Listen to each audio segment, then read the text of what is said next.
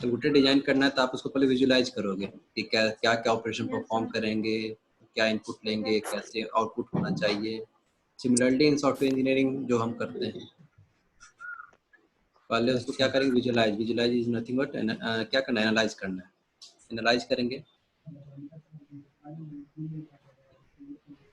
Analyse करने के बाद वर्बलाइज रेटिंग में सब है। हाँ, तो वर्बलाइज करेंगे मीन्स उसको आप विजुलाइज कर दिए। विजुलाइज करने के बाद उसको आप वर्बलाइज, वर्बलाइज इज नथिंग कि आप उसको ट्रांसलेट करोगे, एक्सप्रेस करोगे उस चीज को। आपको कुछ कोई टास्क, कोई कुछ बोलना होता है तो आप पहले सोचते हो कि क्या कैसे उसको हम उसको ये करेंगे, क्या क्या उसको मतलब क्या करना है हमको, कैसे बोलना है। उसके बाद उसको आप वर्ड्स के थ्रू उसको ट्रांसलेट करते हो।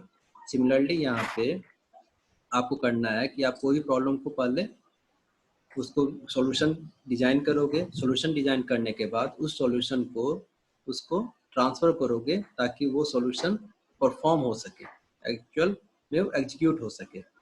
उसको कहेंगे क्या हम, वर्बलाइज करना। तो वर्बलाइज कैसे करेंगे, अगर हम कोई टास्क को कर रहे हैं कंप्यूटर में, तो उसको वर्बलाइज करने के लिए क्या करेंगे, आप कोई प्रोग्रामिंग लैंग्वेज यूज करोगे, यही करेंगे ना। कोई प्रोग्रामिंग लैंग्वेज से जो भी आप सॉल्यूशन आपके दिमाग में आ रहा है उसको आप ट्रांसलेट करोगे थ्रू कोडिंग, उसको इम्प्लीमेंट करोगे थ्रू कोडिंग। जैसे अभी हम क्या कर रहे हैं, हम एक्सप्रेस कैसे कर रहे हैं, थ्रू वर्बल। हम बोल के कर रहे हैं कि हमको जो हम सोच रहे हैं, जो आपको बता रहे हैं वो एक्सप्लेन कर रहे हैं, आप उनको एक्सप्लेन कर रहे हो, थ्रू वर्बल कर रहे हैं। लेकिन कंप्यूटर को वर्बल नहीं कर सकते, कंप्यूटर को क्या करना होगा, इंस्ट्रक्शन देना होगा। इंस्ट्रक्शन किस टर्म में हम देते हैं, प्रोग्रामिंग लैंग्वेज के टर्म में। प्रोग्रामिंग लैंग्वेज के थ्रू हम इसको इंस्ट्रक्शन देते हैं।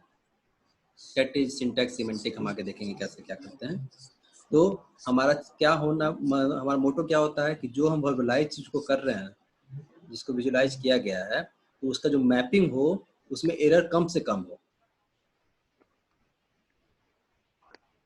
समझ में आ रहा है, यही लिखा था। नहीं सर, कोई भी कोडिंग, जैसे आपको सॉल्यूशन करना है addition of 2 number, addition of 2 number के लिए आपने सोच लिया कि हमको 2 नंबर इनपुट लेना है, उसको ऐड करना है। उस चीज को आप प्रोग्रामिंग में कन्वर्ट करोगे, क्लियर है। प्रोग्रामिंग कन्वर्ट करने पे लिखोगे इंट ए, अगर सी में प्रोग्राम लिखोगे इंट ए कॉमा बी, फिर उसके बाद एक थर्ड वेरिएबल लगो sum, sum equal to a plus b, उसके सम को प्रिंट करोगे, यही करेंगे ना। क्या कर रहे हो, समझ में आया क्या बोले अभी। तो आप जब ये जो हम कोडिंग बताए, वो कोडिंग क्या हुआ, ट्रांसलेशन हुआ। Translation from solution to the implementation, solution से इम्प्लीमेंटेशन में ट्रांसफर हुआ। ट्रांसफर इम्प्लीमेंटेशन कैसे कर रहे हैं हम, कोडिंग के थ्रू। तो जो कोडिंग होगा उसमें ऐसा ट्रांसलेशन होना चाहिए जिसमें एरर कम आए, क्लियर है। मीन्स जो हम सॉल्यूशन को ट्रांसलेट करेंगे कोडिंग में, कोडिंग हमारा इस तरह का होना चाहिए जिसमें एरर कम आए। एरर कम हमारा तभी आएगा जब आप कोई प्रोग्रामिंग लैंग्वेज के जो सिंटैक्स हैं और सिमेंटिक्स हैं उसको आप सही तरीके से यूज करेंगे, तभी आएगा। वही आप लिखा, the process of expressing must be such that error while expressing are prevented and minimized, clear. In addition, the language chosen for expressing the solution must be easy. Clear? ठीक है। तो वही चीज यहाँ पे लिखा हुआ है जो आपका हम बोल रहे थे। प्रॉब्लम को क्या करना है आपको, प्रॉब्लम है, प्रॉब्लम को पर्सन क्या करेगा, विजुलाइज करेगा, और लैंग्वेज क्या करेगा, वर्बलाइज करेगा। ठीक है, उसमें जितना भी बताया गया उसमें ये डायग्राम में इसका मतलब यही है। ठीक है, तो मेजर हमारा प्रोडक्टिविटी क्या था, प्रॉब्लम सॉल्विंग। प्रॉब्लम सॉल्विंग क्या होता है, प्रॉब्लम कैसे सॉल्व करना। प्रॉब्लम को पहले सॉल्व कैसे करेंगे, पहले उसको डिफाइन करेंगे। डिफाइन कैसे करते हैं, सेम सॉफ्टवेयर इंजीनियरिंग डिफाइन कैसे करते हैं। आपको ये रहेगा, कस्टमर रहेगा, स्टेक होल्डर रहेगा, वो एक्सप्लेन करेगा कि क्या क्या प्रॉब्लम आपका है। वो अपना प्रॉब्लम बताएगा, ये हमको सॉल्व, ये हम मेरा प्रॉब्लम है। उसके बाद उस प्रॉब्लम को आप क्या करोगे, एनालाइज करोगे। एनालाइज में क्या करते हैं आप, कोई भी उसमें एम्बिग्यूटी है अगर कोई डेटा मिस है तो उसको आप इनकरेक्ट करोगे, क्योंकि डेवलपर आप हो, जो एक नॉन टेक्निकल पर्सन को पता नहीं है कि उसमें क्या इम्पेरिटी है, क्या एम्बिग्यूटी है, लेकिन आपको जब डिजाइन करना है तब उसको सॉर्ट आउट करोगे। ओके, उसके बाद नेक्स्ट है detail system specification. Component based analysis आप इसमें करोगे कि कैसे कैसे क्या, जैसे एडिशन का है, कैलकुलेटर का है, उसमें 4 कंपोनेंट होंगे, एडिशन सब्ट्रैक्शन अगर 4 करना है तो। उसके बाद उस चीज़ को आप डिजाइन करोगे। डिजाइन करोगे मतलब उसका एल्गोरिदम बनाओगे, स्यूडो कोड बनाओगे, ठीक है। और उसके स्यूडो बाद क्या, code. Pseudo code, algorithm pseudo code सुने होंगे आप लोग, flow chart, algorithm, pseudo code सुने हो? नहीं सुने हो क्या जी? यस यस में। खाली कहने के लिए, सही में नहीं सुने होंगे तो फर्स्ट ईयर वाले से पूछना, ठीक है।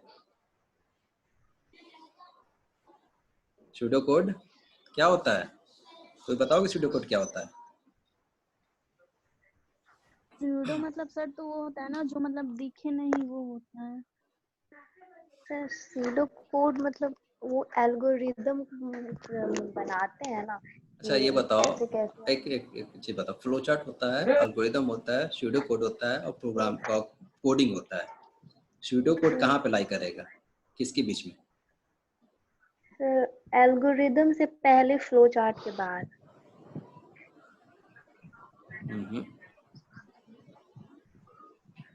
एल्गोरिदम और कोडिंग के बीच में। Pseudo code means just before coding. Actual code वो एक्चुअल कोड जैसा ही होता है, लेकिन एक्चुअल कोड नहीं होता है, लेकिन एल्गोरिदम से एडवांस होता है, वो होता है स्यूडो कोड। तो यहाँ पे कोई भी टास्क, कोई भी प्रॉब्लम होगा तो पहले उस प्रॉब्लम को आप डिफाइन करोगे। डिफाइन कौन करेगा? कस्टमर करेगा। कस्टमर कैसे करेगा डिफाइन? नेचुरल लैंग्वेज में करेगा। क्लियर? नेचुरल लैंग्वेज मतलब वो बोल के करेगा, अच्छा हमको ये कैलकुलेटर बनाना है, ऐसा ऐसा उसमें फंक्शन है, ऐसा ऐसा होना चाहिए। उसके बाद उसी चीज़ को आप एनालाइज करोगे। एनालाइज करोगे कि अगर मान लो उसने कोई ऑपरेशन बोला, उसके बाद उसमें मान लो डिवीजन ही करना है, तो कोई अगर वैल्यू नहीं दी है तब डिवीजन कैसे करना, तो वो वैल्यू क्या ले लेगा? 0 ले लेगा। तो वहाँ पे आप उसको एरर को दूर करोगे, जो भी है। उसके बाद आप डिटेल स्पेसिफिकेशन बनाओगे कि कौन कौन सा मॉडल रहेगा, कौन कौन सा मॉड्यूल रहेगा उसमें। उसके बाद उस चीज़ को आप डिजाइन करोगे। डिजाइन करोगे मतलब एल्गोरिथम बनाओगे, स्यूडो कोड बनाओगे। उसके बाद उस चीज़ को इम्प्लीमेंट करोगे। इम्प्लीमेंट कैसे करोगे? यूजिंग प्रोग्रामिंग लैंग्वेज, ठीक है। और वहाँ पे आप उसी को वेरीफाई भी करोगे कि कैसा इम्प्लीमेंटेशन है हमारा, ठीक। अगर वेरीफाई कर रहे हो, अगर वहाँ पे अगर कोई दिक्कत है तो उसको आपको रीडिजाइन करोगे। रीडिजाइन करोगे मतलब 5वां स्टेप से कौन से स्टेप में जाएगा? 4th स्टेप में जाएगा। क्लियर? अगर आपको एडिशन करना है, अगर चारों ऑपरेशन करना है, लेकिन जब आप इम्प्लीमेंट कर रहे हो तो आपका चारों ऑपरेशन नहीं हो पा रहा है, तो मतलब आप उसके डिजाइन को चेक करोगे कि जो हम एल्गोरिथम बनाए थे क्या वो सही है कि नहीं है। Okay, clear? वेरिफिकेशन कहाँ पे होगा? इम्प्लीमेंटेशन में। इम्प्लीमेंटेशन है। उसके बाद होगा next testing and debugging. Test case determine the quality of testing. Okay, test case का हम बाद में डिस्कस करेंगे। पहले टेस्टिंग एंड डिबगिंग, टेस्ट करेंगे जो भी आप इम्प्लीमेंट किए हो उसमें वैल्यू देंगे और उसको चेक करेंगे कि आपको फंक्शन काम कर रहा है कि नहीं। And last one is validation. Validation क्या करेगा कि जो भी आपका रिजल्टिंग सॉल्यूशन आ रहा है आफ्टर मेकिंग द प्रोडक्ट, जो सॉफ्टवेयर बना रहे हो उसके बाद जो भी प्रोडक्ट आपका आ रहा है, क्या वो जो हम स्पेसिफिकेशन में डिजाइन किए थे रिक्वायरमेंट लेकर, क्या वो उस तरह का आ रहा है कि नहीं आ रहा है, ठीक। वैलिडेशन और वेरिफिकेशन दो डिफरेंट थिंग है। वैलिडेशन मतलब जो स्पेसिफाई किया गया सॉफ्टवेयर रिक्वायरमेंट और स्पेसिफिकेशन, याद है? उस समय कस्टमर अपना डिजाइन करता है कि हमको ये आउटपुट चाहिए, और उस चीज को आप लास्ट में उससे मैच करते हो कि जो आपका आउटपुट आ रहा है और जो कस्टमर ने बताया था क्या वो दोनों मैच कर रहा है। इसको कहते हैं वैलिडेट करना, ठीक है। Yes, sir. वेरिफिकेशन हम डिजाइन का करते हैं, वैलिडेशन हम स्पेसिफिकेशन का करते हैं। ये क्लियर, सिंपल सा है। वैलिडेशन जो है वो स्पेसिफिकेशन के साथ करते हैं कि हमारा जो फाइनल प्रोडक्ट का आउटपुट है क्या वो स्पेसिफिकेशन के आउटपुट स्पेसिफिकेशन में जो मेंशन है उसको मैच कर रहा है कि नहीं कर रहा है। तो ये हो गया वैलिडेशन। वेरिफिकेशन हम डिजाइन का करते हैं, सिमिलरली यहाँ पे भी दिखा हुआ है। इम्प्लीमेंट किए हैं उसको, डिजाइन को वेरीफाई कर रहे हैं कि क्या वो सही है कि नहीं। वैलिडेट कर रहे हैं मतलब लास्ट जो प्रोडक्ट आ रहा है वो स्पेसिफिकेशन के साथ मैच कर रहे हैं कि वो मैच कर रहा है कि नहीं। क्लियर? Yes, sir. बाकी लोग yes sir. Yes sir. Yes sir. कोई दिक्कत नहीं ना? तो कोई भी प्रॉब्लम को सॉल्व करने के लिए आपको ये टोटल 7 स्टेप्स होंगे। क्लियर?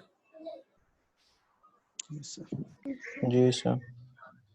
है जी, इतना जी सर आराम से क्या बोल रहे हो, समझ में नहीं आ रहा है? ऐसा भी नहीं क्लास में जबरदस्ती 5 घंटा बैठा दिया गया कि अब तो कैसे भी खत्म हो जाए।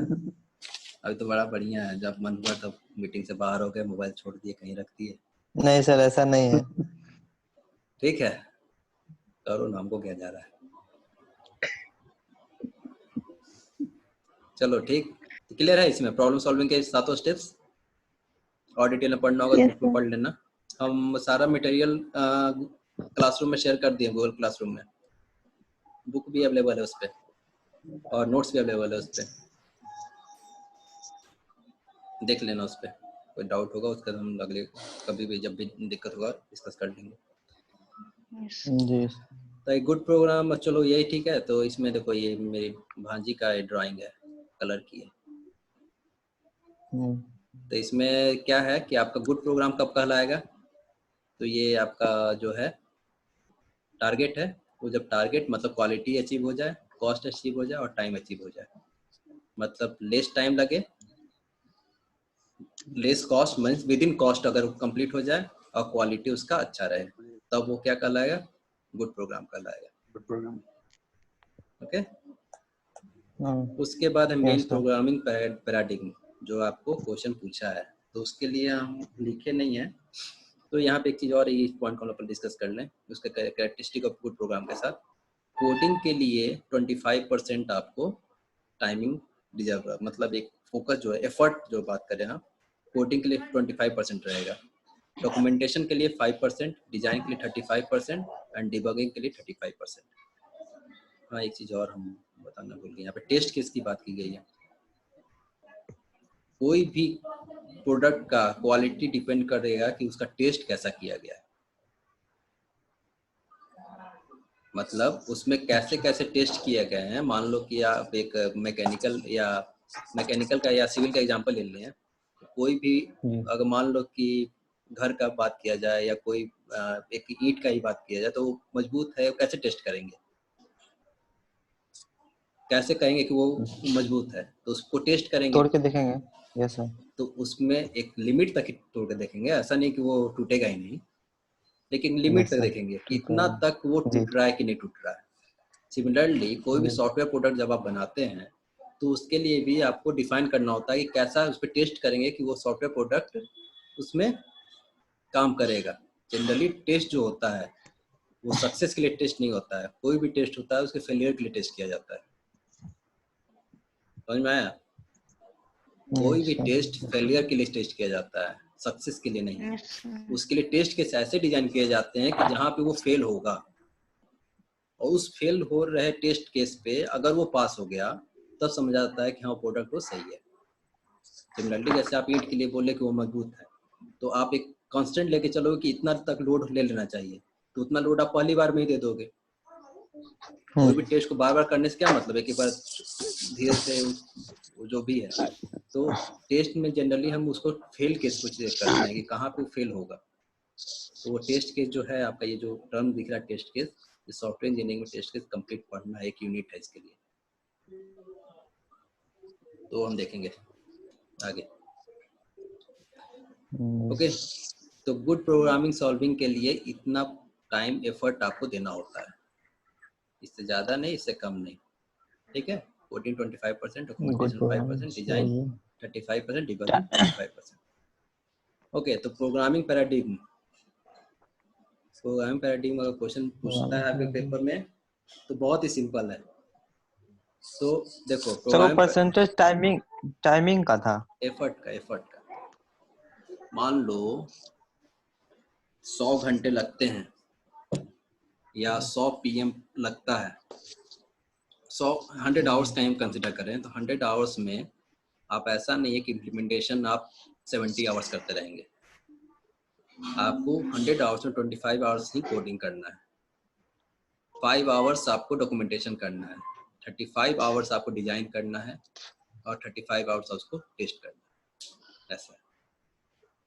ओके जी ओके, प्रोग्रामिंग पैराडिग्म की बात करते हैं तो प्रोग्रामिंग कितने टाइप के होते हैं, यहाँ पे ये बात आ रही है। ठीक है, देखो पहले हम लोग डिस्कस किए थे कितने टाइप के प्रोग्रामिंग लैंग्वेज हैं, यहाँ पे हम डिस्कस कर रहे हैं programming paradigm means types of programming, कितने टाइप्स ऑफ प्रोग्रामिंग होते हैं। तो फर्स्ट है स्ट्रक्चर्ड प्रोग्रामिंग। स्ट्रक्चर्ड प्रोग्रामिंग मतलब जो आप किसमें किए थे, सी में। इंपरेटिव प्रोग्रामिंग को सी बोलते हैं, मतलब एक सीक्वेंस बना हुआ है, यहाँ पे सब कुछ लिखा हुआ है, sequential execution of instruction, go to less program, use of variable representing memory location, ये सब सारा कुछ है। तो मेन आपको है कि first one is structured programming. Structured मतलब फॉर्टन, कोबोल, पास्कल, सी। कोबोल लैंग्वेज जो है वो बिजनेस के लिए पहले यूज होता था, अब नहीं होता है। बिजनेस के लिए यूज होता था लैंग्वेज, बिजनेस के फॉर्ट्रन जो है, बिजनेस के लिए। फॉर्ट्रन जो है ये देखो, आपको सी का एवोल्यूशन पता होगा ना, सी कैसे बना। पहले बेसिक आया, पहले अलगोल आया, अलगोल के बाद बेसिक आया, बेसिक के बाद सी आया।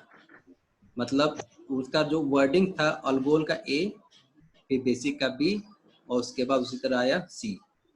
फोर्टन जो है, फोर्टन भी यूज हुआ था, सिंपल, ये भी स्ट्रक्चर प्रोग्रामिंग है, सीक्वेंशियल प्रोग्रामिंग है। ये भी सिंपल कैलकुलेटर के लिए प्रोग्राम, मतलब न्यूमेरिकल, आपको पहले इस पर हम डिस्कस किए थे सर, न्यूमेरिकल एप्लीकेशन के लिए हम फोर्टन का यूज किए थे, मतलब पहले होता था। ओके, तो फर्स्ट टाइप ऑफ प्रोग्रामिंग है structure programming. Second type is object oriented programming. Object oriented programming C plus plus Java, इसमें आपको सारे फीचर्स आ जाएंगे, object, class, encapsulation, polymorphism, inheritance, ये सारा डिटेल में पढ़ना है आपको आगे चैप्टर्स में। थर्ड प्रोग्रामिंग का टाइप्स है functional programming. Functional programming applicative programming, जिसमें यूज हुआ लिस्प। लिस्ट मतलब लिस्ट प्रोसेसिंग, इसमें डेटा को लिस्ट के रूप में प्रोसेस किया गया, इसका जो भी यूज था। उसके बाद आया लॉजिक प्रोग्रामिंग। लॉजिक प्रोग्रामिंग मतलब जो भी लॉजिक के लिए, फर्स्ट ऑर्डर लॉजिक आप लोग पढ़े हो, शायद डिस्क्रीट मैथमेटिक्स पढ़ रहे हो ना, डिस्क्रीट मैथमेटिक्स पढ़े थे आप लोग। Yes sir. तो जो उसमें लॉजिक यूज करते हैं, उसके लिए जो यूज करते हैं प्रोग्रामिंग, वो था प्रोलॉग। तो ये प्रोग्रामिंग हो गया। नेक्स्ट है event driven. Event driven visual basic, मतलब पार्टिकुलर इवेंट के लिए, पार्टिकुलर फंक्शन के लिए, प्रोग्राम के लिए, एप्लीकेशन के लिए विजुअल प्रोग्रामिंग लैंग्वेज आया, जिसमें विजुअल बेसिक है, विजुअल सी प्लस प्लस है। देन आया कॉन्करेंट प्रोग्रामिंग, पास्कल, और then distributed programming, network internet के लिए हम यूज करते थे जावा, अभी भी यूज हो रहा है। डेटाबेस प्रोग्रामिंग जो 4th जनरेशन है उसके लिए यूज करते हैं एसक्यूएल। सर कोटलिन क्या है सर, कोटलिन लैंग्वेज जो है? कोटलिन लैंग्वेज कहाँ है? देखे थे सर उसको, कॉन्करेंट नेट पे देखे थे सर। के बगल में। तो देखना पड़ेगा नहीं क्या सर। है, वो हमको भी देखना पड़ेगा, हम भी नहीं सुने हैं। देखो ठीक है मोस्ट ऑफ प्रोग्राम जो आप यूज कर रहे हैं, हम यूज कर रहे हैं, वो लिमिटेड प्रोग्राम को यूज करते हैं। हम यहाँ पे पढ़ रहे हैं कितने टाइप के प्रोग्रामिंग होते हैं, ठीक है। तो इसमें हम लोग कौन सा प्रोग्राम मोस्ट ऑफ यूज करते हैं? स्ट्रक्चर प्रोग्रामिंग यूज किए हैं, ऑब्जेक्ट ओरिएंटेड प्रोग्रामिंग यूज किए हैं, फंक्शनल प्रोग्रामिंग यूज किए हैं, लॉजिक प्रोग्रामिंग यूज किए हैं। इवेंट ड्रिवन, विजुअल बेसिक का अगर आप यूज किए होंगे, हम इसको यूज नहीं किए हैं। तो इवेंट ड्रिवन के लिए विजुअल बेसिक यूज होता था। कॉन्करेंट प्रोग्रामिंग, ये भी शायद हमने यूज किया है, लेकिन कॉन्करेंट प्रोग्रामिंग के लिए अब ये सब जो टाइप है, ये तो हम भी पहली बार देख रहे हैं। उसके डिस्ट्रीब्यूटेड हाँ। के लिए यूज हुआ है, नेटवर्किंग इंटरनेट प्रोग्रामिंग के लिए जो आप यूज होता है, वेब सर्विस के लिए XML जो प्रोग्रामिंग यूज करते हैं वो नेटवर्क के लिए यूज करते हैं। यहाँ पे XML भी हो सकता है, जावा, XML, और डेटाबेस के लिए आप लोग लास्ट सेमेस्टर में यूज किए हैं SQL जो कि RDMS, ठीक है। तो इसमें जो टाइप्स ऑफ जी। प्रोग्रामिंग है ये आपको याद होना चाहिए। तो इसमें कौन कौन सा है? फर्स्ट इज स्ट्रक्चर्ड प्रोग्रामिंग, और स्ट्रक्चर्ड प्रोग्रामिंग का example C, Fortran, COBOL, Pascal. COBOL, Pascal. उसमें क्या होता है? जनरली सीक्वेंशियल एग्जीक्यूशन होता है, ठीक है। गो टू यूज होता है, इसमें मेमोरी का लोकेशन सीक्वेंशियली होता है। तो इसमें ब्रांच, इटरेटिव, स्टेटमेंट, रिकर्सन, जो भी आप सी में पढ़े हैं वो सारा फीचर्स इसमें वही चीज लिखा हुआ है इसमें। सिमिलरली ऑब्जेक्ट ओरिएंटेड में C++, जावा में जो फीचर्स है वो यहाँ पे लिखा हुआ है। फंक्शनल के लिए लिस्ट में जो फीचर्स है वो यहाँ पे लिखा हुआ है। प्रोलॉग में लॉजिक प्रोग्राम के लिए जो फीचर्स है वो यहाँ पे लिखा हुआ है। तो ये सब आपको याद करना है प्रोग्रामिंग पैराडिग्म में। हो जाएगा, इसको देख लेना।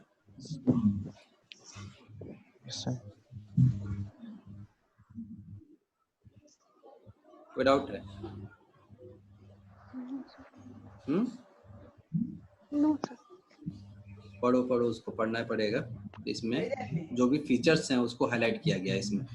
तो कोई जरूरी नहीं कि जो आप टेबल बना के उसको लिखो, आप सीक्वेंशियली भी आप उसको डिफाइन कर सकते हो। स्ट्रक्चर प्रोग्रामिंग का एग्जांपल, उसके फीचर्स, या स्ट्रक्चर प्रोग्राम का पहले फीचर्स लिख दो, उसका उसका एग्जांपल दे दो। ऑब्जेक्ट ओरिएंटेड का फीचर्स लिख दो, उसका एग्जांपल। ओके, अच्छा जी सर। ठीक है। ये सब तो ऐसी थियरी है कि प्रोग्रामिंग का मेन रीजन क्यों था, गुड प्रोग्राम क्यों नहीं बन पा रहे हैं, गुड प्रोग्राम क्यों नहीं बन पा रहे हैं। मतलब उसका फेलियर का रीजन, सक्सेस किस पे डिपेंड करता है? ऑन टाइम डिलीवरी हो जाए, विद इन बजट हो जाए, और क्वालिटी हो जाए। मतलब ये तीनों आपको पता है। अभी हम ऊपर में जो डायग्राम बना हुआ था उसमें लिखा हुआ था कि good programming, yes sir. Good program कब कहा जाएगा? जब वो सारा जो तीनों क्वालिटी है, टाइम, बजट, टाइम, कॉस्ट और क्वालिटी, तीनों टारगेट पे हो। मतलब वो टाइम पे डिलीवर हो जाए, विद इन बजट रहे, और meeting the quality criteria. Failure का रीजन क्या था? फेलियर का रीजन मेन पहला रीजन था कि उसका डेफिनेशन, क्योंकि रीजन का जब हम बात करेंगे तो उसके प्रोग्रामिंग सॉल्विंग पे जाएंगे। प्रोग्रामिंग सॉल्विंग का पहला पॉइंट क्या था? Defining the problem. Defining the problem में क्या था? यहाँ पे जो रिसर्च सर्वे का दिया है, 50 to 60% of system definition is likely to change during the development. 50 से 60% जो है आपका डेफिनेशन वो ड्यूरिंग डेवलपमेंट चेंज होता है। मतलब जो कस्टमर है वो क्लियर उसका जो उसको प्रॉब्लम रहता है उसको सही तरीके से डिफाइन नहीं कर पाता है, और ड्यूरिंग द डेवलपमेंट उसको प्रॉब्लम चेंज होते रहता है कि ये प्रॉब्लम होगा, ये चाहिए, ये चाहिए, ये चाहिए। तो ये लिखा है अप्रॉक्स 50 to 60% ऐसा होता है कि उसका डेफिनेशन चेंज होता है। और सेकंड इशू आता है क्या? जो the real task of software developer to translate the idea elicited from the stakeholder into code. Second thing है उसको ट्रांसलेशन में दिक्कत होता है। मीन्स उसके कारण उसका मेन ट्रांसलेशन में इशू आता है, जिससे कि आपका क्वालिटी और टाइम दोनों अचीव नहीं हो पाता है। और क्वालिटी और टाइम जब अचीव नहीं हो पाएगा तो कॉस्ट ऑब्वियस है कि उसका विद इन बजट नहीं होगा, ओवर द बजट चला जाएगा। क्लियर? तो जब भी कोई डिजाइनर्स प्रोग्रामिंग लैंग्वेज को डिजाइन करता है तो उसका दो गोल होता है। First one is making computing convenient for people. People भी आपका एक फैक्टर है कि आप ऐसा कभी भी आप एक ऐसा प्रोग्रामिंग लैंग्वेज चाहेंगे जहां पे आपको प्रोग्रामिंग करने में इजी हो और user friendly. And second, making efficient user program of computing machine. तो first thing is for people, second thing is for hardware. Means जो आपका मशीन है उसका वो मैक्सिमम यूटिलाइजेशन कर सके।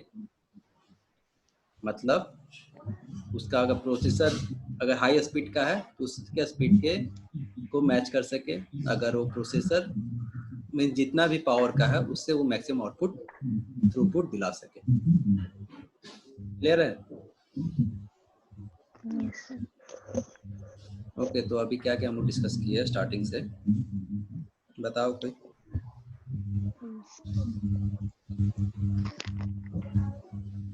Programming language. प्रोग्रामिंग लैंग्वेज हम बता रहे हैं, programming language, types of programming language, why we need programming language. Okay, programming. उसके बाद आया हमारा क्या, impact of programming paradigm. Impact of programming paradigm में हम देखें प्रॉब्लम सॉल्विंग क्या sir impact of programming paradigm, उसमें देखें प्रॉब्लम सॉल्विंग। प्रॉब्लम सॉल्विंग में 6-7 स्टेप्स थे। उसके बाद देखें कि टाइप्स ऑफ प्रोग्रामिंग लैंग्वेज, और प्रोग्रामिंग पैराडिग्म भी लिखा रहेगा या टाइप्स ऑफ प्रोग्रामिंग लैंग्वेज लिखा रहेगा, उसमें दोनों में कोई डिफरेंस नहीं है। ठीक है, तो वो है। उसके बाद उसमें कितने टाइप्स हैं, उसमें है first structured, second object oriented, third क्या था, functional, fourth logical, fifth event driven, fifth sixth current program, उसके बाद डिस्ट्रीब्यूटेड प्रोग्राम, उसके बाद डाटाबेस प्रोग्राम, डिस्ट्रीब्यूटेड प्रोग्रामिंग और डेटाबेस प्रोग्रामिंग। ठीक है, सब याद हो जाएगा। उसके बाद 2 मेन रीजन था फेलियर का। First one is time definition, approx 50 to 60% of system definition likely to change during the development, and second is translation. Translation means क्या था, visualized to verbalized, उसमें इशू था। ठीक है, तो इसीलिए कोई भी डेवलपर का 2 मेन गोल होता है, making computing convenient for people, and second making efficient use of computing machines. Clear है? ठीक है, okay. Next is role of programming language. कोई डाउट है अभी तक? थोड़ा सा मेहनत कर लेना, अभी खत्म होगा क्लास, तो एक बार बस उसको पढ़ लेना जो बताया गया है। एक बार पढ़ लोगे तो आप लोग को एग्जाम के 2 दिन पहले भी रिवीजन करोगे तब भी आपको याद रहेगा। हो जाएगा? जी ठीक। Role of programming language. Programming language का क्या रोल है? तो हुआ क्या, तो पहले क्या होता था, पहले प्रोग्रामिंग किस में होता था, मशीन लेवल लैंग्वेज में। उसके बाद आया असेंबली लेवल लैंग्वेज। क्लियर? उसके बाद आया हाई लेवल। उसके बाद अभी 4th जनरेशन, 5th जनरेशन अभी चल रहा है, जो कि एआई का प्रोग्रामिंग है। अभी हम लोग 5th जनरेशन लैंग्वेज। तो जो पाइथन प्रोग्रामिंग का 5th जनरेशन में सर, जो कि पाइथन से यूज होता है, एआई। तो उसमें क्या है, तो पहले जो होते थे मशीन बहुत कॉस्टली होते थे, पता था ना? Yes sir. पहले मशीन बहुत कॉस्टली होता था, इसलिए प्रोग्रामिंग पे ज्यादा फोकस ना करके हम लोग मशीन के हिसाब से प्रोग्रामिंग करते थे। मतलब इसीलिए हम लोग मशीन लेवल लैंग्वेज आया कि पहले मशीन वैक्यूम ट्यूब का बना होता था। पढ़े होगे आप लोग जनरेशन ऑफ कंप्यूटर। क्या सर? मशीन वैक्यूम ट्यूब का बना होता था। यस सर हाँ। मतलब एक बहुत बड़ा हॉल है, उसमें एक मशीन है। तो पहले मशीन बनाना बहुत टफ था, वो कॉस्टली था, तो इसलिए बाइंड मशीन कोड में प्रोग्रामिंग होता था कि उससे कोडिंग, उस टाइम पे कोडिंग बहुत कुछ भी नहीं था, मशीन बहुत बड़ा कंपोनेंट था। धीरे धीरे हमारा ट्रेडिशन चेंज हुआ, धीरे धीरे हम लोग क्या हुआ कि आपका मशीन सस्ता होता चला गया, प्रोग्रामिंग महंगा होता चला गया। ये हुआ ना, मशीन बहुत सस्ता हो गया। पहले मशीन डिपेंडेंट प्रोग्राम होते थे, क्योंकि मशीन का कॉस्ट ज़्यादा होता था, तो मशीन डिपेंडेंट प्रोग्राम बनाए जाते थे। उसके बाद अभी क्या हो रहा है कि एक प्रोग्राम बना दिया गया है जो कि मल्टीपल मशीन में रन होता है ना। जैसे अभी हम लोग जो ऐप यूज कर रहे हैं कि वो आपके मोबाइल पे भी यूज हो रहा है, हमारे सिस्टम पे भी यूज हो रहा है। तो पहले और अभी के का बहुत कंडीशन बहुत चेंज हो चुका है। तो वही चीज यहाँ पे वही सब लिखा हुआ है। तो उसमें क्या हुआ, तो पहले हम लोग डोमेन स्पेसिफिक प्रोग्रामिंग होता था। साइंटिफिक के लिए कॉटन, बिजनेस के लिए COBOL, military application jovial, artificial intelligence के लिए डेस्क। ये 1960 टू 1970 का बाद। ओके। उसके बाद आपका जो प्रोग्रामिंग हुआ, कई सारा चेंजेस करना पड़ा। चेंज क्यों करना पड़ा, तो वो सब पॉइंट हम लोग देखेंगे कि क्यों प्रोग्राम को चेंज करना पड़ा। तो some of the influence include the following. तो पहला पॉइंट है computer capabilities. Okay, computer capabilities. पहले का कंप्यूटर कैपेबिलिटी क्या था, अभी कंप्यूटर कैपेबिलिटी क्या है, और उसका कैपेबिलिटी चेंज हो रहा है, उसका परफॉर्मेंस इंक्रीज कर रहा है, इसलिए आपको क्या करना है, प्रोग्रामिंग को भी एडवांस करना होगा। वही चीज यहाँ पे लिखा हुआ है। Computers have evolved from a small, slow and costly vacuum tube machine of the 1950 to supercomputers and microcomputers of today. At the same time, layer of operating systems have been inserted between the programming language and the underlying computer hardware. ठीक है, तो इसमें क्या लिखा हुआ है, पहले आपको क्या होता था, वैक्यूम ट्यूब था, अभी आपका प्रोग्राम माइक्रो प्रोसेसर पे काम करता है, सुपर कंप्यूटर हमारे पास है। ठीक है, और उसके बाद अभी आपके सिस्टम में ऑपरेटिंग सिस्टम आ गया। पहले जब वैक्यूम ट्यूब के टाइम पे ऑपरेटिंग सिस्टम नहीं था, डायरेक्ट आपके हार्डवेयर पे कोई भी प्रोग्राम रन करता था। अभी आपको क्या करता है, ऑपरेटिंग सिस्टम इंटरफेस प्रोवाइड करता है जिसके थ्रू आपका प्रोग्राम रन करता है। अभी हमको इंटरफेस है, इंटरफेस प्रोवाइड करने के कारण ही आप जो प्रोग्रामिंग कर पा रहे हो वो मशीन इंडिपेंडेंट है। क्लियर है? आपकी इंटरफेस है तभी आप उसको मशीन इंडिपेंडेंट प्रोग्रामिंग कर पा रहे हो, क्योंकि आपके पास अब कंपाइलर है, ट्रांसलेटर है, जो कि आपको हाई लेवल लैंग्वेज को मशीन लेवल लैंग्वेज में कन्वर्ट करता है। अगर ये इंटरफेस तो नहीं पहले प्रोग्राम कैसे होता था सर, कंपाइलर नहीं था? बताए तो पहले मशीन लेवल लैंग्वेज यूज करते थे ना हम, तो कंपाइलर की जरूरत ही नहीं पड़ता था, डायरेक्ट वो बाइनरी में हम प्रोग्राम लिख रहे हैं ना 0-1 में। जब उसके बाद असेंबली लैंग्वेज आया तब हम असेंबलर यूज करते थे कन्वर्ट करने के लिए, और अभी आपके पास कंपाइलर है। जी sir.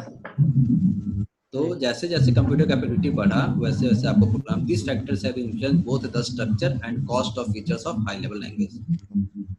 Clear? Second thing is application. पहले आपका डोमेन स्पेसिफिक एप्लीकेशन होता था, like military, scientific, medical, these are in 1950s। अब आपके पास क्या है, computer games, personal computers, internet. These new application area affect the design of new language, revision and extension of older ones। जैसे जैसे आपका एप्लीकेशन का नीड्स चेंज हुआ वैसे वैसे आपका प्रोग्रामिंग भी एडवांस होता चला गया। Third is programming method. पहले आपके प्रोग्रामिंग जो होते थे वो स्मॉल प्रोग्राम्स के लिए किया जाते थे, अब आपका कॉम्प्लेक्सिटी प्रोग्राम का धीरे धीरे इंक्रीज कर रहा है। तो कॉम्प्लेक्सिटी इंक्रीज कर रहा है तो आपका ओल्ड प्रोग्राम वहाँ पे क्या होगा, इनसफिशिएंट हो गया। तो जरूरी है कि उस ओल्ड प्रोग्राम को आप मॉडिफाई कीजिए, रिवाइज कीजिए या नया प्रोग्राम को इंट्रोड्यूस कीजिए। Programming method is also impact on the programming language. Next is implementation method. Similarly जैसे जैसे इम्प्लीमेंटेशन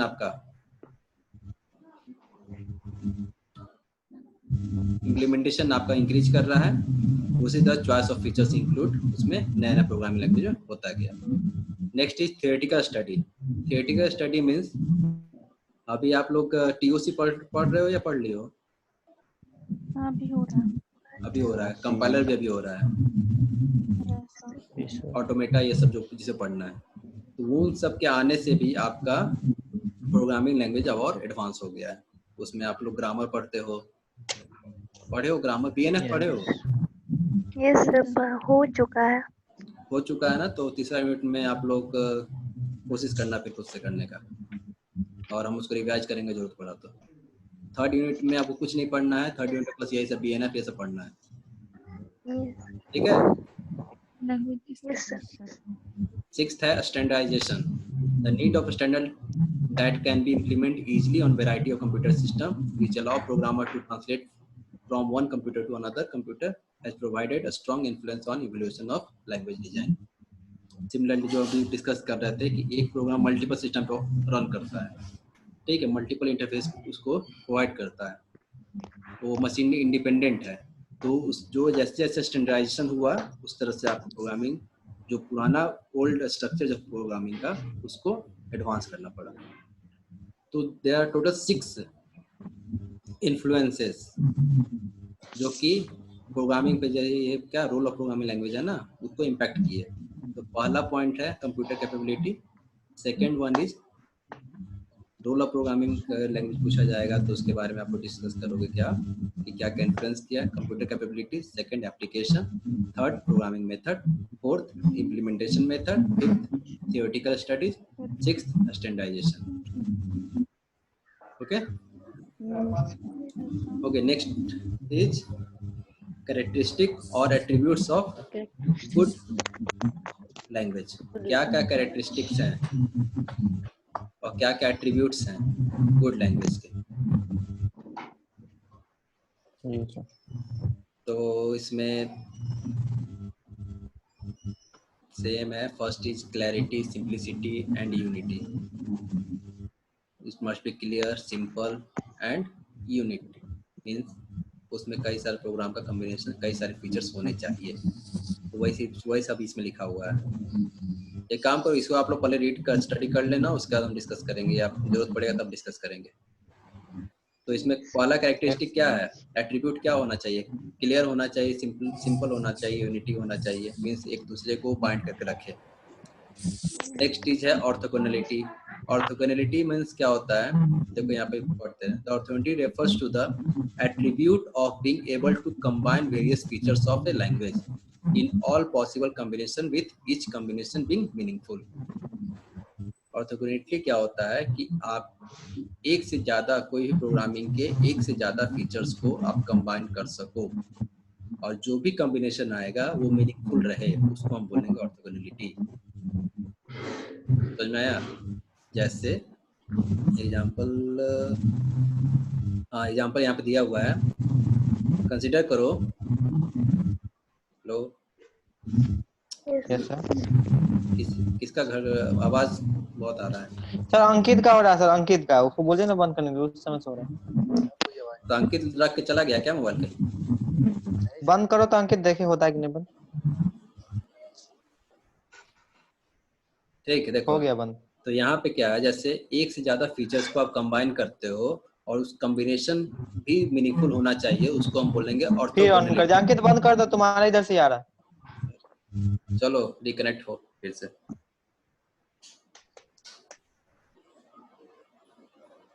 ठीक है। सबसे